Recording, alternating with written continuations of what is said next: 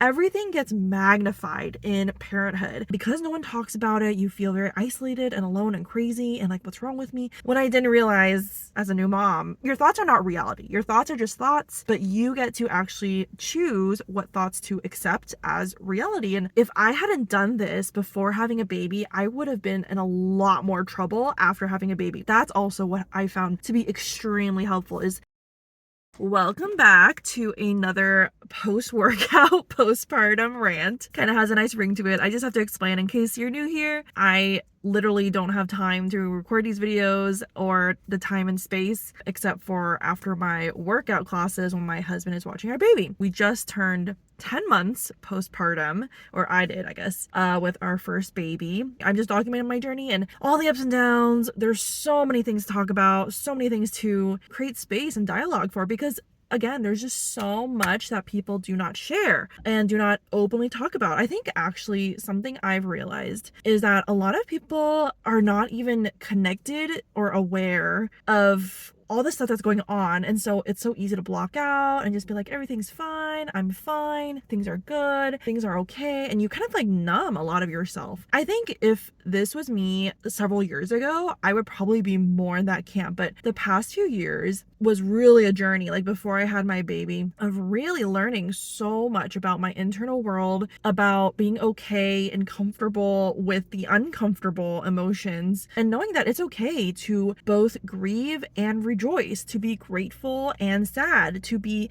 all these opposite emotions or experiences at once, and not feel like you have to be one or the other, or you're a bad person or a bad mom or a bad Christian or whatever it is, because life is messy, life is hard, or struggles, there's challenges. One of those things I realize that truly not many people talk openly about, and I think it's also even hard for us as parents now, is complicated dynamics with your parents, like who are now your child's grandparents, also your in-laws who are your child's also grandparents, but on the other side. If you're watching this and you're married, I mean, it's already complicated enough without a child in a mix. Add in a child, there's definitely more stuff, more complications, tensions. Talking to a lot of my friends or a lot of people I know who are new parents, new moms especially, and you're in like the postpartum fog. You're just like disoriented. You're like, what? Like, what just happened? You're trying to figure out everything new. And because no one talks about it, you feel very isolated and alone and crazy and like, what's wrong with me? You're already an emotional mess. On top of that, you add on the additional layers and complexities of trying to figure out, how do I navigate boundaries with my parents about my child and how I want to raise my child? A lot has changed in just one generation. Like my mom was visiting last week. She always says like, oh wow, things are so different now. When you were a baby, we didn't have video monitors, we only had the audio one, and we didn't know anything about sleep cycles or wake windows or gentle sleep training. We didn't know anything, and I just, every time you just cried hysterically, I was like, okay, maybe she's tired. And then never once did you wake up not crying. And I was like, gear to, like my mother-in-law comments like, oh wow, we didn't have like a bouncer. So much has changed, is so different, right? You add in also the cultural dynamic of, if you're watching this and you can relate, like having immigrant parents, like maybe you live in a country and your parents are from another country or culture. It's different. The dynamics of like what they did, how they raised us, their marriage dynamics, everything's so different. And what makes it really tricky, oftentimes you're already so fragile as a new parent, and then you are also like not sure, like, what do I do? I have no idea what I'm doing. I'm brand new to parenting. It's this very, very, very steep learning curve. What do I do in this situation or that situation? And everything's just like a big question mark. And then your parents, like oftentimes in these cultures, will impose like, you need to do this, like don't do that, like that's not right, and you make sure to do this. You're just like at a loss of what to do, and you're like trying to make sure everything is correct and the right way to do things. But you don't understand at that stage. You have no idea, like there's no such thing as like one right thing to do. All the standards and guidelines and practices always change generation to generation. We're already very self-doubtful, lacking trust in our decision making and our instincts, and then people are like, oh, just trust your mom gut, just like do what feels right for you. And you're like, I have no idea what that is. I've seen just so many people just default to tell me what to do, like just listening to to their parents, telling them what to do or criticizing what they're doing, even though they believe like, I want to do this way, or I feel like we should do this way. Our pediatrician says to do this way. But then your parents are like, no, no, no. And then you feel like so confused and so powerless. Honestly, it's like very discouraging, very disempowering. And I feel like that steals so much confidence, the very little confidence you have as a new parent. And then even more so, your ability to grow in that self-awareness, that judgment that you're building as a parent. I'm personally really grateful because even though we did run into bits and experiences of this, especially when our daughter was a newborn and I was just a mess and I was like feeling guilty for every little thing, like, oh my gosh, I don't know what I'm doing and everything's so bad and I'm a bad mom, measuring myself subconsciously according to how much my baby cries, thinking that if my baby is crying, I'm a bad mom, I'm not doing it right, how come I can't take care of my baby well? When I didn't realize as a new mom, so often babies just cry and you literally can't do anything about it. You don't know what's going on. You just have to keep moving on and realize it's not personal. Like, I think that was a big piece for me. That's just a side note for anyone who's watching this, who's like, I'm going crazy. You learn with time. Just think, if you had multiple kids, it's helpful to have a multiple mom mentality, even if you only have one kid, because you're like, if you had multiple kids and multiple kids are crying, you can't soothe all of them at once. You just can't. And does that make you a bad mom? No, it's just reality. You just have to roll with it. So your parents have specific ways that they view things, that they insist on things. It really comes down to,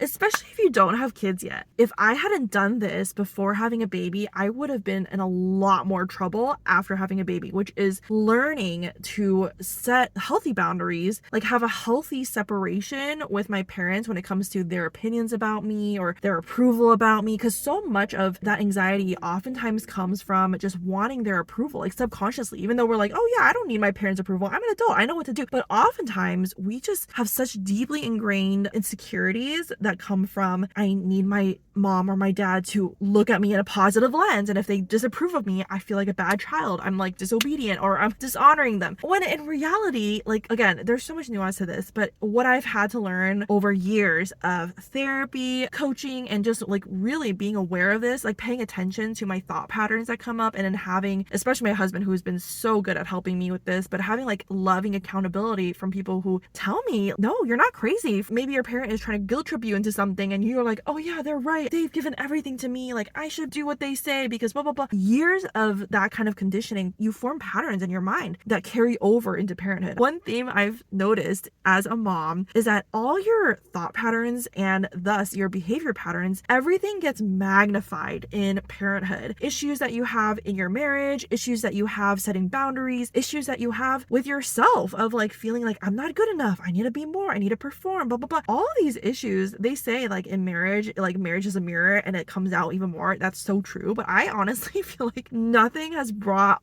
out that kind of stuff more than being a parent, because you're already delirious, your baby is like driving you crazy, you are not sleeping, you're not thinking straight, and then so much of what you're experiencing is just like so triggering. Like you're just like an emotional mess. You have no idea how to think straight or how to think clearly, and so much of the mess that comes out is out of a triggered state, versus before you have a baby, you're a lot more well rested, you can think straight, your baby's not crying 24/7, especially if you have a colic baby, you're not exhausted all the time. Granted, a lot of people have different circumstances, but that was my personal experience. Is in marriage you can work through things at your own pace, but then in parenthood you're forced to see the things that come up straight in your face, and oftentimes you have no idea how to deal with them. And that's why, again, the foundations and the tools that you can build before you have a baby, they're so handy. Let me work on myself, let me learn some tools and mindsets of self-compassion, of grace and patience for myself and my spouse, and now even my parents. I would say a big part that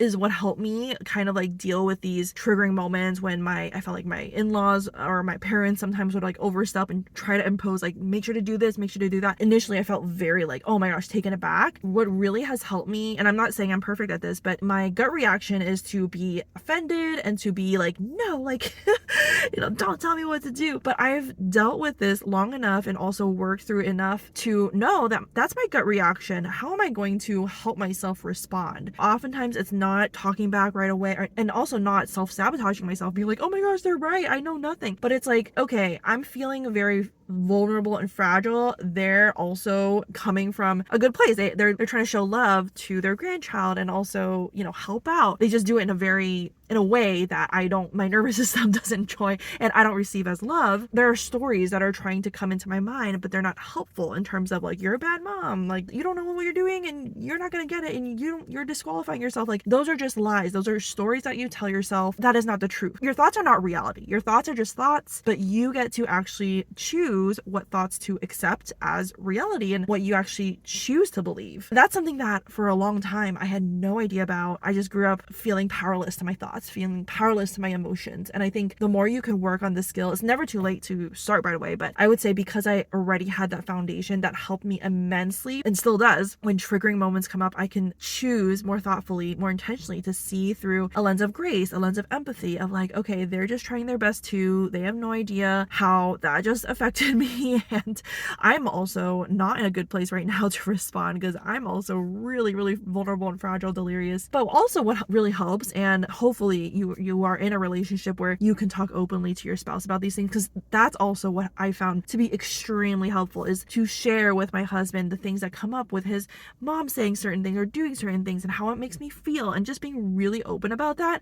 That way your husband, who is not going through total emotional hormonal change that you are, he can help step in and set boundaries and communicate those, especially because like oftentimes it can feel awkward when it's your spouse's parents doing certain things that you're like, I don't know how to handle. I wish I could be more specific about practical examples in this video, but I want to respect my in-laws and my parents' privacy in terms of things that they've done or said that I may not, or me and my husband may not have been okay with. But what we did, I'll just tell you in general, in practice, is communicate with love and also inform them, like send them articles, send them information, research articles, and then this is why we're doing things. Instead of just saying like, no, like we're doing it our way, sharing information and also saying, thank you for your concern. Yeah, we've considered that or tried that, but this is why we're going with this. What I've experienced and found is over time, like our baby's 10 months now, just to go back on like how fragile the newborn phase is I think when you're a new parent, freshly postpartum, in the newborn phase, everything feels so high stakes. Everything feels like if you don't do exactly this way